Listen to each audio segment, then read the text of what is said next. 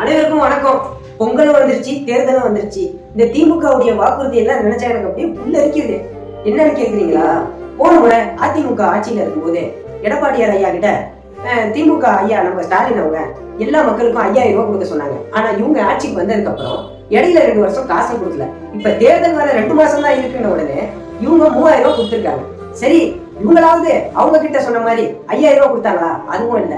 சரி, இது ஒரு பக்கம் இருந்தாலும் தேர்தல் நெருங்கிற நேரத்துல கல்லூரி மாணவர்களுடைய ஓட்டெல்லாம் வாங்கணும் அப்படின்னு சொல்லி அனைத்து கல்லூரி மாணவர்களுக்கும் லேப்டாப் கொடுக்குறாங்க.